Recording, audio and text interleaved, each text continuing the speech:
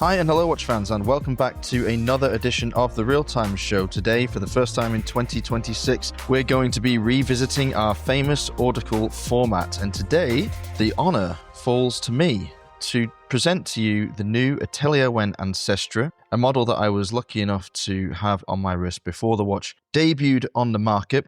I wrote down my thoughts at the time, I've expanded on them since, and I'm going to read you what is partially a review of that watch and also a question which we will then turn towards the team and discuss with Alon and David in the Audicle analysis to follow. Until then, enjoy this review, the Atelier Ancestra. Overwhelmed. It's not a sensation to which I'm well accustomed. In fact, if anything, I often receive criticism for being too seldom even mildly whelmed by anything. On occasion, I've been accused of being dead inside. Perhaps at times I've been inclined to agree. But if that was the case, it is the case no longer. The Atelier necromantic abilities are irrefutable. It has roused me from the long dark. For the first time in a long time, I am as speechless as someone who has reams of opinions to share can be. On the Real Time Show, I'm known for an irksome over-reliance on a couple of words, most famously, fascinating and stunning. While the former is generally applied to our guests' stories, the latter is my go-to term whenever I find myself fawning over a product. As basic a bitch as it may make me to stick to my guns, it truly applies to this piece. Not only is it stunningly beautiful, but it is also stunningly well executed. There are so many ideas in this watch that it kept my head shaking in disbelief long after I unboxed it. They say that in art, design, and culture, there is sometimes something in the air. It is hardly surprising, however spooky it can be, that we are, as a homogeneous lump, are influenced by the same things and experience our minds pulling in the same direction simultaneously. I'm currently working on new watch designs for 4 brands. The Atelier clearly expresses strong visual characteristics I've used in 2 of those 4 designs. Rather than find myself annoyed that the Atelier beat me to the punch, I am thrilled to see that I wasn't barking up the wrong tree with a couple of the elements I'll go on to detail. And just to be frank, it's not like I or Atelier invented anything here. The elements to which I'm referring have been seen before elsewhere in the industry. What is notable, though, is how they've been combined and brought to life. That said, on the subject of novelty, I don't think I've ever seen hands quite like these, and the number font is certainly original to this model. Let's get this out of the way early. This model is, in my humble but seasoned opinion, way better than the perception. It is, in almost every way, a superior product. Some will lament the absence of guilloche, which of course was one of the brand's most potent selling points, and a strong differentiator at the price point in question. But it has been handily replaced by a hand-hammered fume enamel dial, topped by a custom font in either Western Arabic or Chinese script, and 6 baguette-cut diamonds that seem to float above the dial thanks to an unusual setting method that sticks the landing. Hovering even further above these diamonds is a handset that rivals any I've seen, especially at this price point, for the top spot. The mottled, peened flat surface flanked by polished curves ensures that the hands are highly legible from any viewing angle. It's a huge achievement to achieve such readability with such an artistic and potentially distracting dial. The finishing of these hands is extremely good. Hands can quickly give away corner cutting and undermine an otherwise laudable concept, but when they're done this well, the exact opposite is true. This handset elevates the Ancestra to a level quite unexpected at sub 5K. One slightly divisive element, and I suppose if I must apply a dash of criticism in my review, my least favourite aspect of the design is the scroll pattern that encircles the dial and rings the neat little crown that sinks into the right-hand side of the case. Although it is a traditional Chinese pattern and a callback to the Perception series, it always looks Greek to me, which, despite loving all things Hellenistic, distracts me a bit. Thanks to the pronounced double dome with the crystal, the level of deformation of this perimeter decoration is extreme. It kind of works in that sense, as it gives the eye an excellent anchor point from which the strongly convex sapphire can be appreciated, but the warping is so strong and the positioning of the scrollwork so precisely beneath the sharpest curve of the crystal, it's almost impossible to catch a glimpse of it undeformed. Because of the diamonds, the dial, and that enticing handset, you will 100% find yourself wrist-rolling the heck out of this piece, so that deformation is something you'll have to learn to live with if it bothers you as it did me, at first at least. Hammering home the value proposition is a notably supple strap that feels absolutely heavenly out of the box. I have a 16.5cm wrist, and the Ancestra sits perfectly on it, and happens to fasten on one particular hole that gives me millimeter perfect fit. There's just enough wiggle room for a bit of wrist expansion, and so I don't feel like my watch is trying to throttle me to death. The buckle design is sensibly unremarkable but satisfyingly custom. It is a tidy component. It is unfussy, matter-of-fact, pleasingly petite, and works as a buckle should. Buckles are rarely the reason why I would buy a watch, except for maybe anything by Fortis, Orage, or Louis Moinet. What a weird trio. But they should not be a reason to not buy a watch. This one fulfills the remit quietly with just enough effort to not be accused of phoning it in. There is a ridiculously appealing flow to the design of this case. I've mentioned the pronounced double dome sapphire on the front, but that's just the beginning. That sapphire is ringed by a concave polished bezel that sits atop a convex and beautifully brushed case middle. A flawless transition that reminds me of the last generation Urban Jurgensen cases, of which I am a huge fan, that leads into a concave caseback that hugs the lip of a double dome sapphire caseback window that flattens out by the point it protrudes from the protective surround so the crystal isn't in danger of shattering when laid down on a table. It's a masterclass in reducing visual weight while maximizing visual interest. The depth of the enamel dial, the height of the diamond indexes, and the towering handset is possible thanks to that generously proportioned crystal. It feels like it should look comically proud on the wrist, but it doesn't at all. It is, in a word, superb. The lugs are made and finished separately. The benefit of this is clearly apparent in the finishing. The crisp, clean transitions from polished to brushed surfaces are textbook. For me, the only finishing that comes close at this price point is from Minase or maybe an entry-level Grand Seiko. It is the highest praise I can give in this category as I admire the skills of those Japanese masters above all others in the more affordable sphere. Now let's talk about that open case back. This is the first time Atelier has opened up a case in this fashion. Previously, the perception featured a window through which the rotor could occasionally be seen. I didn't love it, it's cute, it's different, but I find shaped or oddly sized caseback windows gimmicky. They are fun for a little while, maybe, but they get old quickly. For me, if you're going to open a caseback, open it all the way, and make sure you've got a bloody good reason for doing so. No one needs to see another bog standard off-the-shelf tractor caliber from Solita, ETA, or maybe even now, Le Jeu Perret. Luckily, that's not what we're seeing here at all. Instead, we have a movement from French maker Pekinet. The EPM03 caliber is tested for 16 days and adjusted in 6 positions to achieve timekeeping performance of +6, -4 seconds per day. It is decorated with 305 laser-engraved Chinese characters. Poetry, in fact. The rose gold-plated rotor provides a lovely contrast and gives me JLC vibes for some reason. Whatever the reason, I like it. While it may seem odd that a proudly Chinese brand is using a French caliber, it makes more sense when you remember that the two founders, Robin and Wilfried, despite being fluent Mandarin speakers and intimately acquainted with the Chinese culture they grew up with, are both French-born. In that sense, it's a heartwarming nod to the binational origins of this watch. Is there anything I would change about the Atelier Ancestra? Well, I would be tempted to outline the printing of the word mark in black or dark blue, and maybe getting rid of the logo above it as I feel the circular nature of it gets lost against the hammered dial surface. I'm a fan of bigger crowns, so I could handle this one being scaled up slightly, but I have to give it its dues for its subtlety and haptic performance. Overall, this watch is so good it almost makes me angry. Angry that I didn't design it. Angry that it has been designed and released and now I'll never get to experience seeing it for the first time ever again. And angry that I'll probably have to buy one.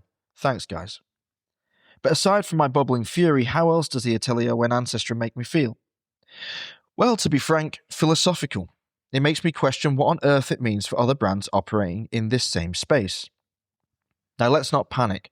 I'm sick to the back teeth of hyperbole and reviews proclaiming this watch to have ended watchmaking, or that making out that the Ancestra is now the only watch anyone could reasonably choose under 5K. It's supreme, but it isn't unequivocally perfect. And then, of course, there's a matter of taste. You may simply not like it, or find yourself unable to get over one or more of the several divisive design choices such as the font, scrollwork, fume dial, hands, crystal, or something else. Let's face it, there's a lot going on. However, this is an incredible value proposition for under 5,000, and even more incredible considering it comes from a Chinese microbrand making just its second model release. Now, we could chew over whether or not Atelier is best defined as a microbrand or a small independent. Personally, I would favour the latter, but regardless of its categorization, it's undoubtedly on the radar of consumers consuming brands of that ilk. I'm a member of many WhatsApp groups. On one of them, just the other day, someone piped up with a comment, something along the lines of, "I'm so jaded by the pricing madness of the watch industry. The Atelier Ancestra seems like a bargain at 5G. For a micro-brand watch, what's become of me?" So I get his point, okay? It is a bit jarring. 10 years ago, 5,000 would buy you a Speedmaster and a supersized Big Mac meal every day until Christmas. How delicious does that seem now? But the thing is, it isn't 2016. It's 2026. Nowadays, 5 Large buys you around 70% of a basic Speedmaster and 0 Big Macs, let alone a supersized meal. New, practically unheard of brands frequently charge this kind of money because A, the work being done by these smaller and more dynamic brands is more ambitious than ever before, and B, everything got more expensive. Suppliers, jacked up prices, long lead times mean building inflation into an announced cost becomes essential if you actually want to make any money by the time your parts arrive. And COVID happened, inflicting a hammer strike on an industry that had thrived on stability for decades. That wound is far from healed and, should it continue to fester, could well have been a lingering death blow for some. And so yes, the Atelier Ancestra is close to €5,000, and it is a bargain. What you get for your money is a watch designed with a delightfully delicate touch, riddled with character, smacking of something worth almost twice as much, and stuffed with more Easter eggs than the Easter Bunny's kids. There's the detachable lugs, enabling crisp surface finish transition. The small bolts that attach them to the case are fixed by internal screws and lining up satisfyingly on the exterior. The almost imperceptible scrollwork on the crown mirroring the periphery of the dial. The subtle double dome with the back crystal. The multi-hour laser job the movement has endured. Those diamonds. I mean, come on. Diamonds. Does this model raise the bar? Yes, in a word, it does. While we gripe and moan about the state of the industry and how hard it is to make any money, brands like Atelier are doing their level best to give us more and more for our hard-earned dime. Here, Rob and Wilfred and the team have succeeded. It is a preposterous achievement. Should other brands in this bracket be intimidated? Maybe, but perhaps being inspired would be more helpful for their balance sheets and their customers. And so with that love letter of an Audicle, I turn the question over to my comrades back in the studio. Are watches like the Atelier Ancestra changing consumer expectations? And if so, which brands are stepping up to the plate and which brands remain in the locker room fumbling with their cleats? Back to the studio. Welcome back to the studio, gang, and yes, it's me again, Rob Nuds, on the mic to introduce my two favourite colleagues, Alon Ben-Joseph and David Vaucher of The Real Time Show, because we're going to discuss what I've just said, and then we're going to talk about several interesting discussion points surrounding the Atelier Ancestra. I am going to kick it over to Alon first, because he's got some strong feelings about what I've just said, so let's hear what the friendly neighbourhood jeweler has to say. Not only happy to hear that decorative, you called it scroll work, and Hellenistic pattern wasn't needed for you on this watch. I had the same feeling. I couldn't put it into words, so you really helped me with that article of yours. By the way, well done. And I'm a big fan of Atelier and the gentleman behind the brand. And I love the fact that they bridge the East and the West in an horological way. We all did a bit of research about what that scroll work is called, and we found in our research that this pattern is Huiwen, and we don't know if we pronounce that correctly. Phonetically, it's spelled Huiwen, and literally translates to the return pattern, and it's a traditional Chinese name for the meander or a Greek key design. So it was very interesting that you made that reference in your article, Rob, and it was for me a bit of enlightenment. But then you got all my senses fired up, and you probably unwillingly walked into a trap that I warn a lot of watch brands that they should not let journalists and consumers walk into. You kept on saying diamonds, diamonds, diamonds, diamonds. But we've all agreed if it's a lab-grown diamond, you're not allowed to call it a diamond. You have to say lab-grown diamonds. I didn't agree to that. There's no piece of paper with my name on it that says that. It's still a diamond. It might be lab-grown or not. It's just lab-grown. We have agreed in the West, and I'll give you maybe a whole pass because it's an Asian watch, but in the West, there's an ISO document that we've agreed, even on a G8 level, that you're not allowed to call lab-grown diamonds, exclamation mark. So I'm happy that Atelier Wen, everywhere in the communication, calls it a lab-grown diamond. So I salute Atelier Wen. A few brands have missed this, where they 4 out of 5 times call it a diamond, and then in little print in the spec sheet, write that it's a lab-grown diamond. So you've done it on purpose. I fully disagree with you. And I know why you think it's okay, because in the watchmaking world, we don't speak about sapphire being lab-grown or synthetic. We just call it sapphire crystal. So if that's your trail of thought, I understand you. Why I am getting fired up, obviously because I'm a diamantaire and a jeweler, but it touches upon a point that I regret them using a lab-grown diamond, not a diamond. The funny thing is, this would have been, or could have been, the first watch I would ever wear with diamonds. The funny thing is, I love Atelier Wen. There's actually not a single product that they have made that I don't like. And this Ancestra is stunning. I remember Robin showing me or us the prototype, and I could have only discounted one thing, which is the Huai Wen pattern, because it's not my personal taste. I also said you guys honestly don't need it anymore because you've created a style DNA for yourself and as a brand that I don't think you need that to per se underwrite that you're made in China. But okay, that's a personal taste. So we can park that discussion maybe for later. I'm very curious what it does for and to David. But the lab grown annoyed me because they are a high-end brand. Their watches start at 4,000-5,000. This, what I did love, is the first time they used the Pekinet movement outside Pekinet itself. Maybe there's another brand, but David, correct me if there's another brand that uses Pekinet movements. Maybe it's Yema, but I'm not sure.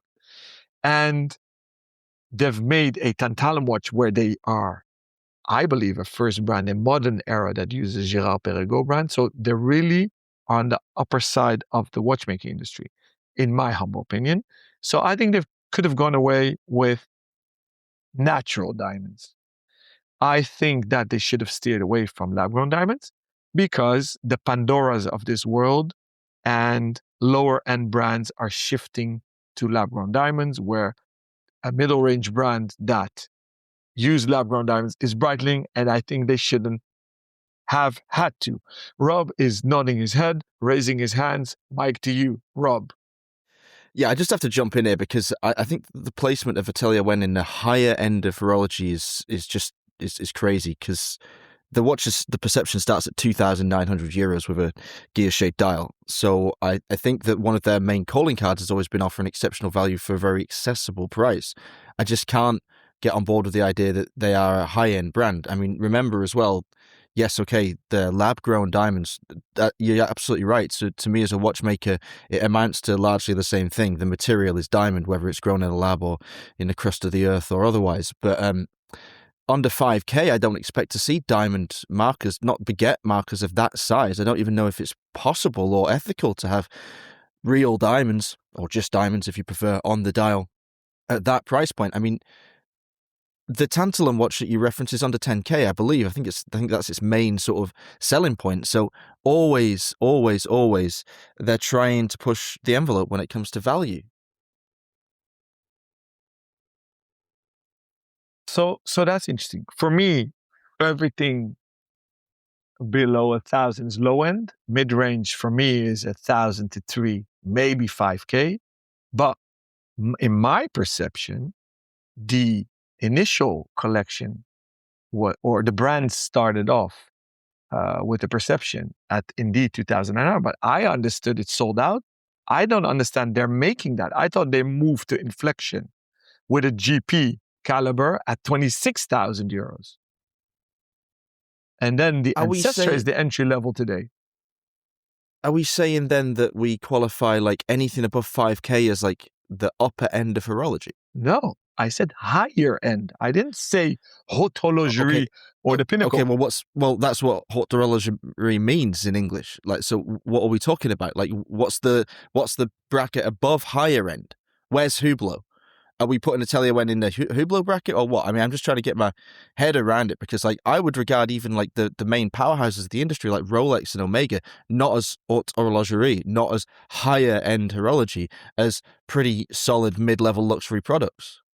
So let's take the Swatch Group pyramid: entry level, low end, mid range, high range, haute horlogerie. So you have 5 levels. For argument's sake, I have the feeling that in my pyramid, loaning it off the Swatch Group of hierarchy of how we label price brackets or perception of what is luxury or high end, Atelier I think went from mid-range to higher end. I'm not calling it haute horlogerie. I'm not calling it manufacture. Some brands want to categorize the manufacturer, no? But if Frederic Constant's accessible luxury, where their sweet spot used to be 1,000 to 3,000, they're moving with manufacture into 3 to 5,000, 10,000 for perpetual, maybe 15 for a tourbillon. I don't call them higher end. They're the higher end of the mid-range. But for my feeling, Atelier was moving slowly with entry level 5,000, which I don't find low. It's a lot of value for money, but not low. And could they have pulled off 6 baguette diamonds natural for 5K? They could have, because they're not playing the sustainability card. And Pekinet calibers are good, but they're not definitely so expensive like a Vaucher caliber. So in my humble opinion, what I do love is the dial and the sterling silver hammered dial. And that's really métier d'art, but that's maybe a discussion for later. I mean, if you take just the diamonds and say, could you put those diamonds on a watch for under 5K? Maybe yes, but it might not have a strap or a bracelet or even a movement. Like if you're talking about making a product that could be sold for a profit. Just to clarify something to the listeners, Alon and I are talking about 2 different tantalum watches from Atelier Wen. The first, a tantalum watch, the Perception, was $10,000, and it did not have a GP caliber. Alon's talking about the Inflection, which is the more recent release with the GP caliber, which is 26 plus. So they're 2 different watches. They are both still incredibly good value. The Perception was deliberately a marketing stunt, effectively, to do a tantalum watch for 10,000, which had never been done before, I don't believe. So, just to make that clear in the minds of our listeners, we're getting into very specific stuff already because of the terminology used and how we're bracketing this watch. But Alon, could you just give me a quick response to the Audicle in general? You like the watch, but there are some things you don't like the Huiwen scroll pattern and also the lab-grown diamonds? Yes. So overall, okay. I liked the Audicle. I liked the watch. When I saw it, I said, yes, new, fresh, interesting. It piqued my interest. First thing that happens is your eyes are drawn to that beautiful gradient, hammered dial. And then, not brass, but sterling silver, real enamel. I'm like, oh, métier d'art, amazing. Hey, then only suddenly you notice that there is an alternation between diamond indexes and a number, either Arabic numbers or Chinese. So also interesting that they cater to both. It looks nice. And then only my eyes went to that pattern that I didn't think was really necessary because it doesn't have a function like a minute track that often we'll see a track around indexes or hour markers. So I don't think it was needed because there's so much going on. And then when you turn it around, you'll say, hey, interesting caliber. And they use Pekine. And then they bridge Asia with Europe, which is, I think, very, very cool. So overall, I salute Atelier and therefore also your stance in your article. Okay, David, let's get you on the mic because we have monopolized it for the last 13 minutes, and I apologize for that, but we have to clarify some of those things that we're batting back and forth between us. What was your takeaway from the article itself? Well, so first of all, I thought the delivery was great. Obviously, Rob, you've had some practice on the mic, and you could tell just how it was delivered, and I really appreciated the enthusiasm. It was very clear that you love this watch, and full disclosure for everyone listening, I have not handled one of these. So what I'm about to say is based off of Rob's impression, then of course my research online. And I'll just start by saying that aesthetically, this is not for me in any way, in any way.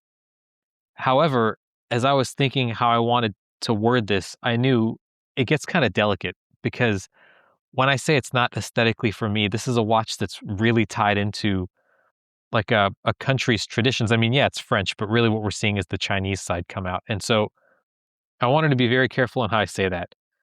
This type of watch, I'm happy it exists because in the same way that these Atelier Wen watches are really excited about celebrating Chinese heritage and it's not for me, there might be a French watch, and there's a lot of them that I really love that other people just don't get because they don't have that, they haven't grown up in it, they don't have the sensibility. But I really celebrate these existing. I think it's fantastic that there's the manufacturing capacity and the vision out there to make something for everyone. So where I want to have the discussion here is from points that don't have to be aesthetic. In other words, we can talk about value. Like y'all were talking about, what's high end. To me, as the house repair bills accumulate, like $1,000 watch or €1,000 watch to me is more and more high end because in an absolute sense, it's expensive. So when we talk about this Atelier One watch selling for €5,000, that's a lot. And my business side is kind of turning saying, this is a very specific watch for a very specific audience. Are they going to find takers at €5,000? So maybe we can talk about that. Like how specific can you get in the watch industry and get away with it? And then the other thing I want to talk about too is this watch does have a Pekinier movement, which I think is interesting in and of itself. And so I think there's a real avenue to have French watchmaking discovered, but more than anything, I think there's an avenue for appreciation of Chinese watchmaking because for a long time, and I think this perception still exists, China's where you go to have cheap things made. And I think that's not true. I think it's where you go to have cheap things made because that's what you ask for and because historically the labor has been cheap. But to say that China is a country, of cheap labor and cheap goods is to really disrespect like millennia of craftsmanship going behind it, even to this day, actually. And so I think that if this is a way of making people understand that you can have low quality goods made or you can have very high quality goods made, I think that's a positive thing. And I know, Rob, you want to say something, but regardless of the geopolitics of things going on, I think that there's people behind all of these things. And it's not fair of us or anyone to say, well, this country traditionally has made cheap things, and so the people can't make good stuff. I think the Chinese watchmaking industry is full of professionals who make great stuff, and I think it's great that we have this platform off of which to showcase that. So let's make it clear: there's no difference, if there is a difference, maybe even in China's favor, in the level of artisanal ability of the Chinese workers versus the European workers. The only thing that really matters is that the labor is cheaper in China. It is cheaper to have anything made in China, basically. And so you can have cheap goods made there badly. You can have luxury goods made there cheaply. And that is why not only the entry level uses the Asian market for manufacturing, but so too does the very top end of watchmaking. Cases, movement components, dials, hands, nearly all of this stuff now, regardless of what it says on the dial, is coming out of either China or India, who are making a real push with cases and hands themselves. So Yeah, I mean, it's a simple fact. You can have something made cheaply and poorly anywhere in the world, but if you go to a place that has 5,000 years of artisanal culture behind it, a huge amount of know-how, a lot of expat Europeans settling there with exactly the same machines that they had in Le Chaux de Fonds, but just charging less because it costs less to live there, of course you can get exceptional quality for exceptional value. And there are some brands, as we mentioned off air, that have really tried to leverage this in their communications and to be more transparent about the cost of their items, to kind of pull the rug from underneath the established order's feet. That is not a popular strategy in Switzerland because it is dismantling the illusion that many people have purchased under over the last several decades. And if we want to talk about two specifically, and we'll talk about this value proposition now because you mentioned it, David, Christopher Ward and Code 41 have both been extremely transparent about how they build their watches, where their components come from, and what you can expect when you buy their pieces. And as a result, especially Christopher Ward, have had stratospheric success in doing that. The question really when it comes to strategies like that is, are they sustainable? Can we ever foresee a future in watchmaking where the magic is totally removed and we're just buying products? Alon, I think you probably have a good take on this, so why don't you have a go at that one? Well, it's almost rhetorical. While thinking, also listening to you guys and thinking about positioning and pricing, I had a quick look at what a Pekinet watch costs with that caliber. And they sell them, I believe, for around 3,500. So if you think about the added métier d'art by Atelier when, it's bonkers, because for 1,600 euros, you get a silver dial, hammered, enameled, and diamonds, lab or not, but it's still a factor to process in. And the finishing, by the way, which because of you, I didn't even notice it while I held the hand, because I need to start using reading glasses, hence my multitude of typos when I message you guys. I didn't see indeed the beautiful pattern that Atelier added to the caliber, which is made for them. So because of the Audicle, I only noticed that. So thank you for pointing that out, Rob. To answer your question, yeah, it's all about emotions and perception. And it's interesting that one of their names. And you know what I was happy to hear about? One of our mutual friends, a retailer, who took a chance on this brand with this model. And they were even surprised by the great success of that watch. So apparently they add value, because we keep on saying on the show, a beautiful watch is a sold watch. So the proof is in the pudding, right? And they've they struck a chord. It resonates, it works, and they're doing well, and they're keeping and pushing upwards. Yeah, so I want to jump in on this. We're going on the chat, and Rob has asked me in the background, can watchmaking exist without magic? And we're going to go in a direction I don't think that you have thought of. So let's think about electric vehicles. So I've got a kind of a business where I'm thinking of the automotive industry, and I want to bring some of that in, because if we think of watchmaking relatively recently, Japan and the quartz crisis, right? And the genius of the watch industry was to basically say that a watch is no longer a tool, it's an object of desire. Because prior to the quartz crisis, if you look at old ads from the 50s, 60s, it was all like time-o-matic and precision-o-matic and things like that. It was emphasizing these very objective qualities. And so quartz then comes in and does all of that for for a much lower cost. I mean, originally they were very expensive, but as economies of scale came in, these watches cost nothing basically. And so the Swiss, after a period of trying to make super quartz, that didn't work. They were trying to compete on those terms. They then moved up market, and then that has worked. And if we look at the automotive industry now with EVs, China's coming in, and they're basically selling cars that are really, really good for a much lower price. So you take the equivalent Chinese car and European car in specs, the Chinese one's cheaper. And so the line of thought I'm following on this is that the cost structure in Europe is not set up to compete with Chinese EV companies. And so they have to keep that magic. They have to refer to things like the emotions you felt when you first saw one, the emotions created on the racetrack. And so although I celebrate Chinese watchmaking for what it is, and when it's presented as Chinese watchmaking, but from the Swiss point of view, unless they're prepared to go up market again, I don't see how they get away with being completely transparent, because then the magic is gone, and then you're selling something that, I mean, Alon, you know this because you're selling luxury goods all the time. It's not the thing; it's the way that the thing makes you feel, and sometimes you don't want to see how the sausage is made before eating your sausage, if you know what I mean, right? Like, you want some of that hidden.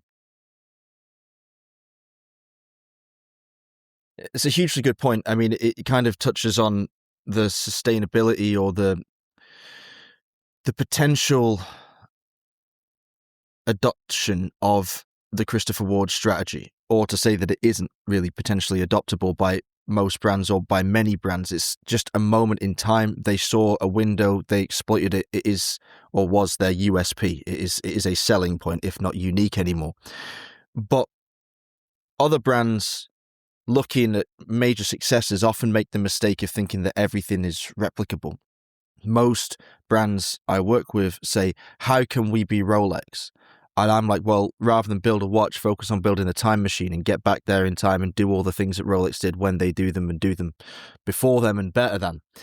Same thing with Christopher Ward. Maybe it was just a moment, and that's their thing, and it will always be their thing, or maybe less so in the future. We're seeing them move up and up and up. Maybe, David, they are actually adopting exactly what you're talking about there. They are going for more magic and less transparency. Now they realize perhaps that that strategy has run its course. What we see in the Ancestra, though, is not transparency in terms of where these things come from, but multiple value adds, which Alon nicely framed with his reference to the Pékinais that uses the same base caliber. Obviously, we've got several hours of laser engraving on the Atelier Wen, which adds value to that piece. We've got a multi-component, very complicated, beautifully finished case, which adds value to that piece. Not just the hand-hammered sterling silver enamel dial, but also those hands, which are extremely unusual and made in a very strange way. Multiple processes in there, and of course we've got lab-grown diamonds, and we've got unique typefaces as well in Chinese and in Western Arabic. So there are a lot of things being pulled into this product, which I think are really tangibly obvious, which is what scares me. Now, if we look around the industry in a similar price point and we try and find brands which are pursuing some artisanal craft, we picked up on a few names together off air. One was Anordain. We mentioned Vitrium, the Danish company that's kind of aping Anordain, but not quite as good, but they're good value. Louis Arad, Alon mentioned, which is an absolutely brilliant example because they really have created a very democratic platform, which Alon will talk more about in a moment. And I mentioned that even Isotope and Denison are experimenting with marquetry in a very affordable price bracket. So we're seeing more and more brands bringing these tangible value adds to an accessible pricing sphere. Why don't you talk a little bit about Louis Arad and why maybe the watches by Louis Arad are beloved by their collectors but haven't quite caused the same stir in the industry as Atelier Wen?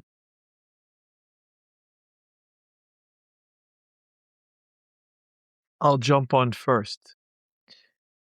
Atelier did something truly new. It's a Chinese brand with European French founders trying to bring back the perception which David indicated. Chinese craftsmen used to be the best of the best, and they have special techniques that were developed there. They wanted to create a pedestal again, which I think they've succeeded, and I salute them for that. And then they took one step further by bridging the two worlds, East and West, and they do that with these calibers now. French Pékinais, Swiss Girard-Perregaux. So that's cool. Louis Arad had maybe a more difficult task that it used to be I call it a copy-paste brand. So private label-ish. It just uses all the resources in Switzerland, doesn't really design stuff so much, and just assembles or have it assembled and stick your name on it. until Manuel Emsch came on board and he instilled a strategy and a mission and started executing, where he said, okay, let us show all the beauty of Switzerland with Métier des Arts and try to do it on an affordable level. So I guess those are different strategies, not saying one is better than the other, but because Atelier started from scratch, they had it maybe, do I dare to say, easier than, for example, Louis Ra. And if I still have the mic, I maybe want to quickly touch upon Christopher Ward, which is interesting. It's they've started where the USP was, hey, we cut out the middleman and we give you a lot of bang for your buck. But then they suddenly grew into a brand, from a sales organization to marketing driven, and now actually being confronted with the fact that some perceive them as a brand. They said, hey, what uniqueness or products do we have? So I guess with the Balcanto, they put themselves on the map. And with the Loco now, they are forging an actually brand DNA. So that maybe begs also the question, what does it take indeed to be the, not like Rolex, but the next Rolex? So I want to jump in here in terms of, so tying from Louis Erard to this Chinese design generally. I think, Alan, you're right. I saw a Louis Erard watch years ago, and it was nice, but it wasn't any more than that. And with the Alan Silverstein collaborations, they've really built a name for themselves as a place where you go for avant-garde design. And I think with respect to the Atelier Wen watch, as I was saying, it's not for me. But there's a channel or an account I follow on Instagram called China Business Sites, where basically a Chinese woman who has been to business school in the U.S. will like translate concepts for people like me who want to know more about that market, because it is very specific. And one of the things she said, which really stuck out to me, was years ago, Chinese consumers would want Western luxury brands because they wanted the qualities associated with those brands that would imbue status on you. But now that the market has matured, they want brands that allow them to represent themselves better. And so one of the things that I think has been sort of put against Chinese companies manufacturing prior to now is that they've been copycat brands. They haven't really had a sense of design, or at least not one that resonates with the West. And I think that's changing. But I think what's also interesting is that you're going to get products like this Atelier Wen watch that maybe do resonate more. So China will not be saying, we want Western goods now, we don't want what our country produces. They might say, no, we make really great things, and these allow us to express better or versions of ourselves that we like more.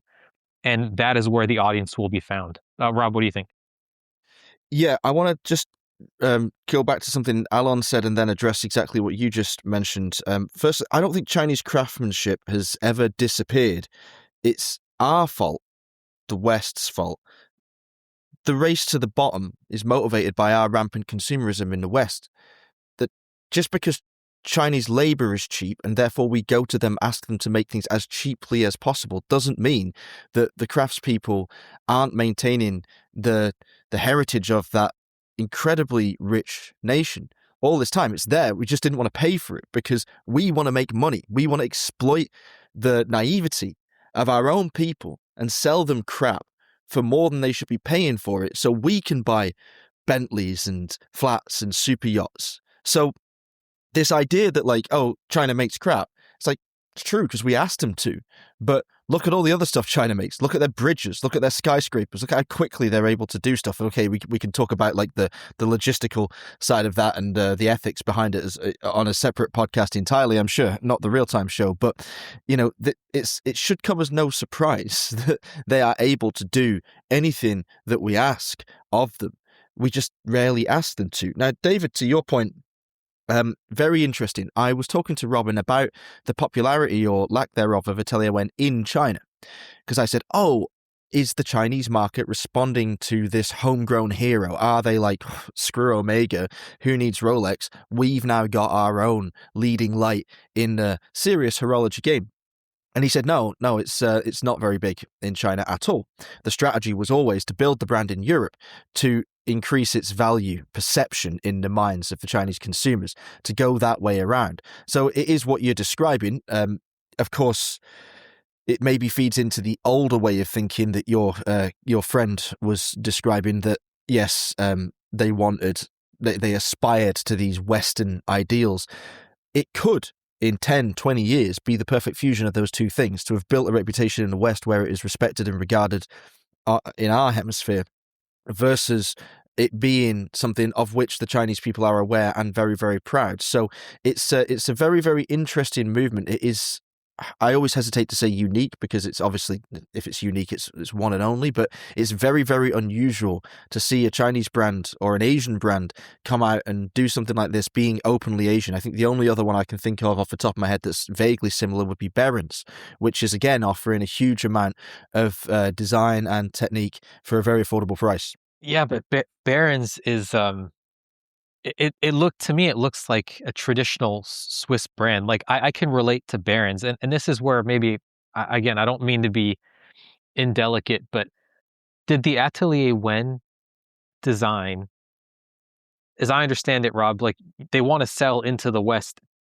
Do you have any insight onto how it was so, man, heavy-handed? I don't know if that's the right word, but like it doesn't make a lot of attempt to to sort of, again, it's hard, like use the word adjust, but that's the wrong word, because you don't want to flatten someone's culture just to go elsewhere, even though I know it happens. But it does seem like they lean really, really heavily into the Chinese influence rather than trying to adapt it to Western sensibilities, if that makes sense. They're basically saying, we are making a watch that is what it is, and we want it to resonate with the people who identify with that. Is that correct? Do I understand that properly? Well, what do you think a Chinese watch looks like? I guess that's a good question. But that's what I'm saying. But as soon as I saw it, like I immediately thought aesthetically, it's not for me.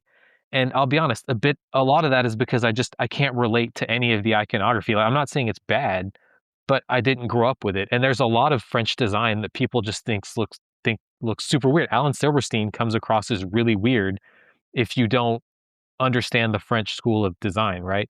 And that makes no effort to, it is what it is, basically. And so I'm just sort of saying, is that what the design rationale was behind the Ancestra? I honestly think that there are very few elements about that watch that you would say, oh, that's clearly Chinese. I think if we take the Perception as the example, as the launch model, then I would say, yes, the Huaiwen key pattern around the outside is Chinese inspired. The case back has some Chinese motif on it, but beyond that, it's just a good quality watch. I think the key here is in the communication and in the openness of them to say this is a Chinese brand, to not try and hide behind the idea that Swiss made is a salve that cures all ills. Like, I think they've made a good quality product, and they put a hand gear shade dial into a watch under €3,000, which in the West was sort of seen as impossible, and proof that it wasn't impossible. And to explain how it was possible, they pointed to the fact it was Chinese made. And they're saying, look, this doesn't have the Swiss made badge. It's tangibly similar to everything that you will buy from Switzerland, if we're being honest.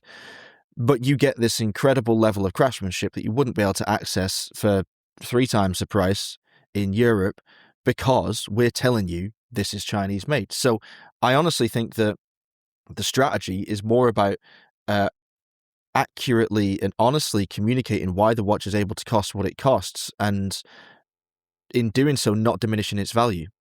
So let me ask you this then. With EVs, there's tariffs that are put up because countries know that if these get into the market, consumers are going to buy them. In the same way that Japanese cars were not very well regarded, now they're seen very highly. Same with South Korean cars. Is there a possibility in the watch industry, and maybe this goes back to the magic question, that if it were, in fact, said openly that, hey, all these watches are coming from China, they do great stuff, as Chinese design evolves, in the same way that these other examples I've listed have evolved, do you think it's possible that we have Chinese mechanical watches coming into the industry and being a real threat, like beyond just the, go onto AliExpress type stuff that you can find now, but a real threat as sort of standalone brands that go head to head with the established players? I think it's 100% a possibility, yeah, and I think there's almost certainly a market for it. How big that market is a good question, but that's always a question we ask when we're pitching new products. But Atelier may well be blazing a trail.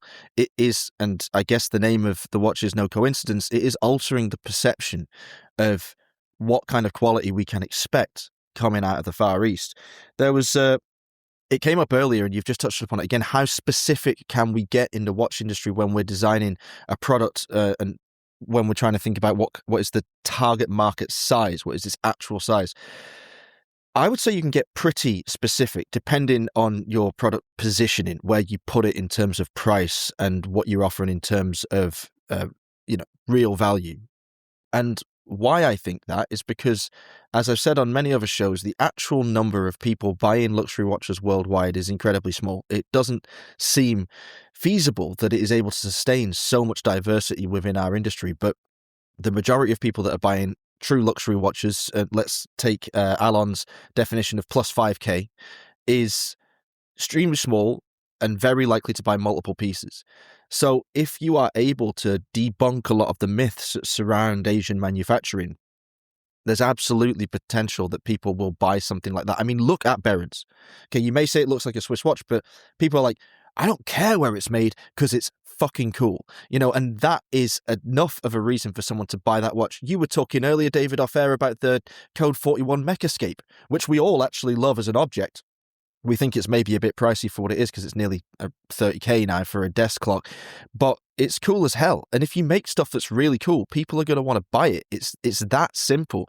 And if you are able to, like I say, dispel these concerns around things made in Asia, which Atelier is doing a damn good job of doing for the rest of the Asian market, there's no reason why it couldn't become a serious threat to watchmaking as we know it. Alan, I want to ask you, because you're in the business and you seem to carry ever more brands. And I just think to myself, well, how do you manage that? But it really seems to me like, obviously, you're in the business. I'm trying to think how to say this. Is there ever a point where you're like, okay, I cannot sell anymore? Or do you always just think if the product is good and I like it, I can find a way to then sell that to my customers? Define any more brands, more watches, Yeah, so grow the business. I suppose both, because putting myself in your shoes, maybe there's a point where you say, and I'm just making these numbers up, I have no idea, but you're like, okay, we carry 30 brands, they represent 200 watches. It doesn't really matter what the mix is. I just know I can't sell them because I only have a limited customer base. But you're always adding these really interesting brands. Like you picked up JC Biver recently. You retail Fears. I mean, these are very different things than obviously just the classic brands everyone knows.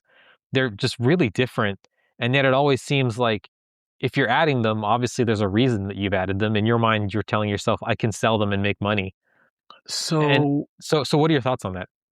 So thank you for asking that. As a retailer, I think you need to, you're there for several reasons, especially as a multi-brand retailer. You have a task to offer a variety, because that's what a mono-brand boutique can't do. So you need multiple brands. Then I believe as a retailer, you're a curator. You're a gatekeeper, you're a concierge. So not only do you need to make sure you offer quality, whatever quality you decide as a retailer, that is your baseline, but you also need to inspire. So we've said on air several times, retail is an experience, or should be an experience, and a positive one. It's often negative, but it should be fun. It's a day out. You need retail therapy. And a part of that is to inspire. So us, the Ben Josephs, and at Ace, we don't take brands because we guarantee we have somebody to buy it. First and foremost, we need to like the partners and the quality. Then there's a discussion about style, if you like it or not. For me, it's not a reason not to sell an Ancestra because I would or would not buy it. If I think the package is good, then I do it. So maybe a hidden question of yours is, do you retail Atelier when, or are you planning on to? I don't yet. There are hardly any limitations for me or obstacles not to do it. So not to disclose too much, but Robin and I are in conversation. Fun fact though, Ace was the first retailer ever to sell a Chinese brand in Europe, which was a bit more mid-range, high-end-ish, to watch out that Rob doesn't bite my head off again.